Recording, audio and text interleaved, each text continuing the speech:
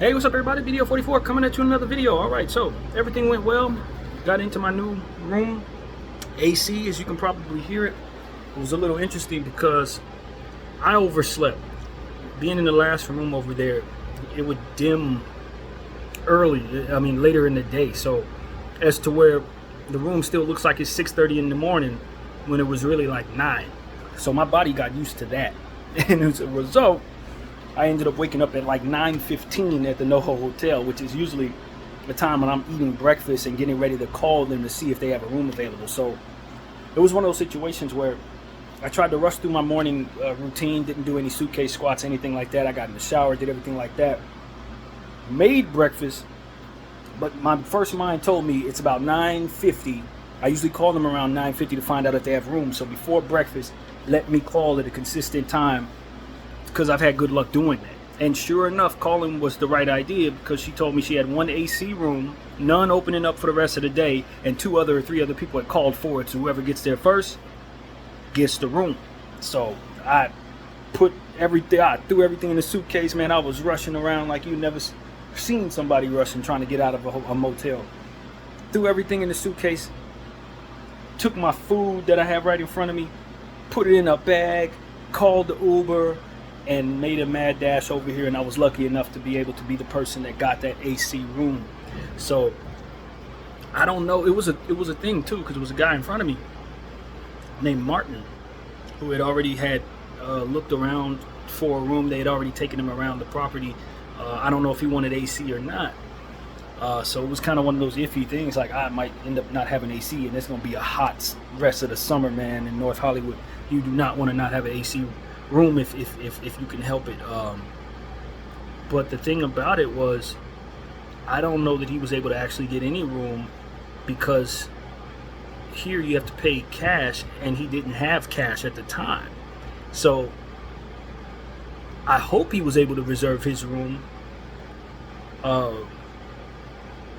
but maybe he didn't, and I wasn't sure if he was going for the AC room. So I'm not really sure how that worked out, if it worked out in my favor or not. But there is a slight chance that because he wasn't able to pay right away, I was able to get the AC room. But it's a lot of different things that I'm not sure about to see if that actually happened. But whatever the case was, I was able to get my room with the AC, which is something I really, really wanted. My body's very used to AC at this point. Spoiled. And my fan, even though I bought this brand new white fan over there, it's not blowing anything but hot air, and there's going to be some hot days. I think next Wednesday it's going to be like 97. So I didn't want no problems without AC on this side of town at this stage in the game, not during the summertime. But everything worked out. I'm very thankful for that. Thank you to my uncle for always coming through continuously, making sure that I have what I need to take care of the room and the other room as well. So I always want to give credit where it's due, and it's due there. But all in all, I'm in a good space, man. I'm going to spend my birthday the way that I want to. Tomorrow I'm going to do laundry, and then I'm going to be ready for Bible study with my uncle at 4:30. So that means I'm not celebrating tomorrow. Not celebrating today either, but I'll probably celebrate on Monday. Maybe I'll go somewhere like Santa Monica or something like that, and just pretend like the 19th is my birthday, which is actually my nephew Garrett's birthday. Shout out to Garrett and the family over there. But yeah, man, that's what it is. I'm not going to treat tomorrow like my birthday. I got laundry to do, and I don't feel like doing it today necessarily. I don't think I'm going to do it today. I'll do it tomorrow. And treat tomorrow like a regular Sunday, man. I really will. I really will. I'm not going to do nothing tomorrow that provides any birthday energy at all. I'll just do it on Monday. And yeah, that's pretty much it, man. 40th birthday, gonna spend it like a 40-year-old. Bible study and laundry, man. That signifies it. Yeah, this is my last day in my 30s. I'm not complaining. I'm gonna enjoy my day to the best of my ability, and just wanted to give you guys an update on what's going on with me. Everything's good. I'm not sure if I'll be getting out of the room today or not. I'm not sure. I'm just gonna finish this breakfast and let the day kind of carry me from there. But that's pretty much the thought, man. Just wanted to give everybody an update on what happened, tell y'all how fast I was trying to get out of that NoHo Hotel this morning, thinking I was going to be eating breakfast, even though I knew I had overslept. But I think this room is a bit better in regards to seeing the sun come through earlier. So hopefully my body can reset and at least get me up at like 8:15, 8:30. That's what I prefer. My body is starting getting used to getting up an hour later. That is not how I like to live my life these days. So that's pretty much the thought there, man. Everything is smooth. The room is good. Everything seems to be good. I haven't checked the shower yet, but that's the last thing to check. So I'm happy. I'm very happy. And God came through for me yet again, man. That did not have to work out. It could have been a very hot 3 weeks for me over the next, if I didn't get those AC room. They were AC room. So yeah, that's pretty much what I gotta say, man. Hope everybody's having a good day. All eyes on Gaza at all times. I know there was something being said about Gaza ceasefire being close by, but I don't have any reason to trust that Israel's going to stop doing what they're doing. I'm just gonna be honest with you guys. I know a lot of people. I was watching a young lady who does the news for us. I wish I knew her name, but she does it. She gives you international news in regards to Gaza and various different things, but she does it in a hood way, which I think is a needed thing to kind of bridge the gap between our community and this conversation. So I will think of her name and I'll come back and give it to you another day. But she is definitely somebody good to follow on TikTok and YouTube and Instagram. And her channel hasn't blown up yet, but she's the exact type of news person that will help the black community and a lot of everybody's community really digest international affairs in an entertaining and charismatic way. She is like the next great thing. If I had some real money, I would invest in her. She's it. She is absolutely it. So yeah, this sucks. I can't think of her name, but she's young. I don't think she's 30. And in my mind, it kind of catered to why she was excited about the idea of a ceasefire agreement being close. There was some false reports coming out saying a few days ago that this was, imminent, like Israel's done in Gaza. And I just been paying too close attention to Israel to ever trust that they're actually done. If there's still Palestinians running around, they're not done. This is a holy mission, and anybody who's a religious, anybody's aware of a religious extremists know that it's going to take force, physical war to stop them from going on a holy mission that they believe is spiritual in nature. So it's not going to be suggestions or loss of money or anything like that that's going to stop them from doing this. It's going to take a war to stop it, and that's what I've understood the whole time. She was very excited about the idea of it stopping. She was going the hooray thing. We did it. I'm like,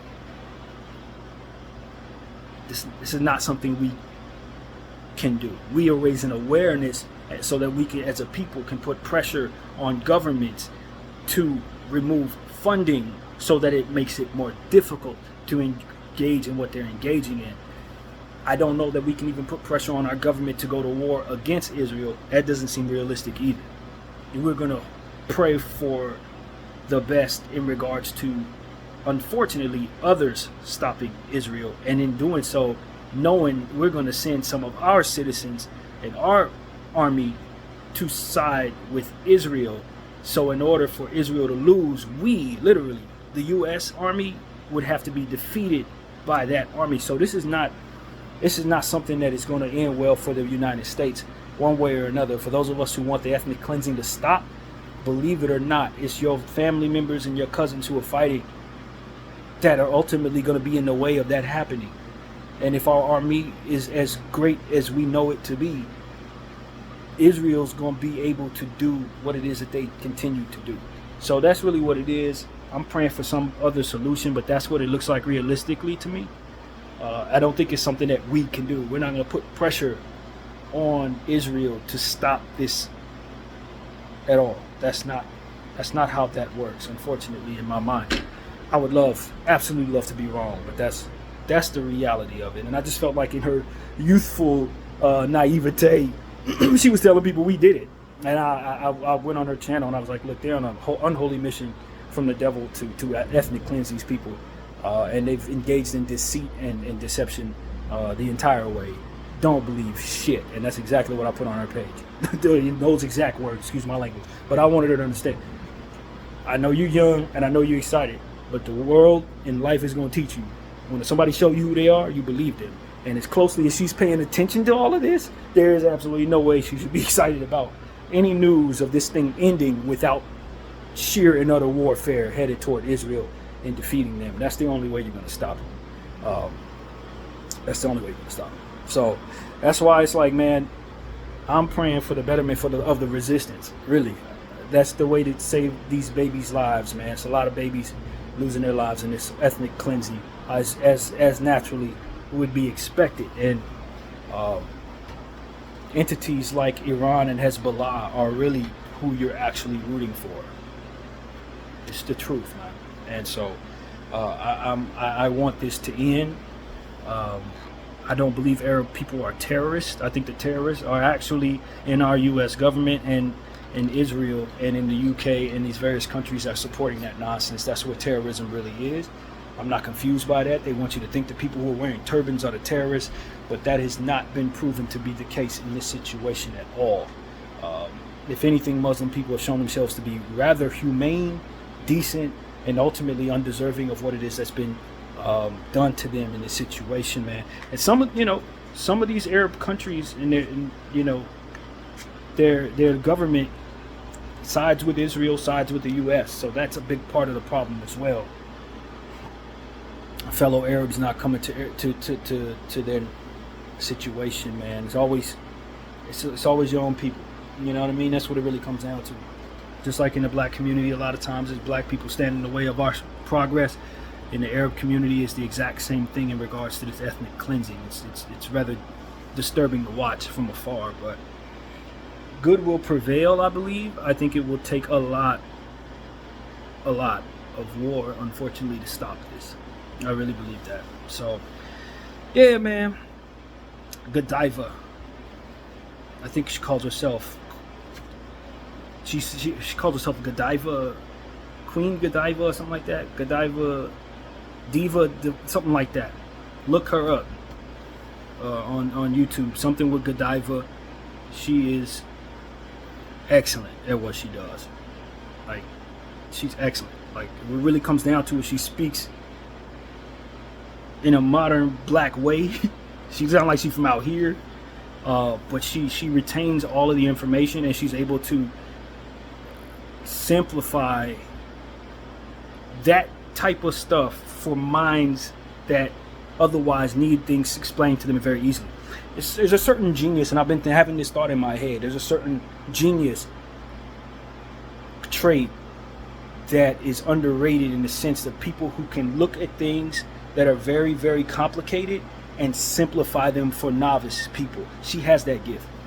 The Godiva Diva, I believe it's what she calls herself, a Diva Godiva, something like that. She has that gift.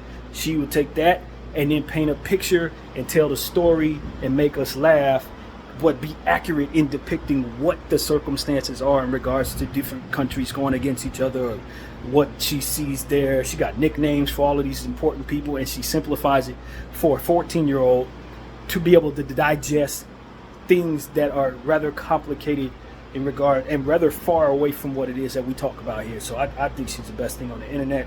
I try to follow her religiously. Godiva Diva, I believe is what she calls herself, and man, she's the next best thing in news. I'm telling you, definitely want to follow her. So that's pretty much what I gotta say, man. We're gonna push for a ceasefire. I don't even think that's a real thing. When you say that you want people to stop doing something and then you give them all the tools to do it, that's kind of what our country's been doing.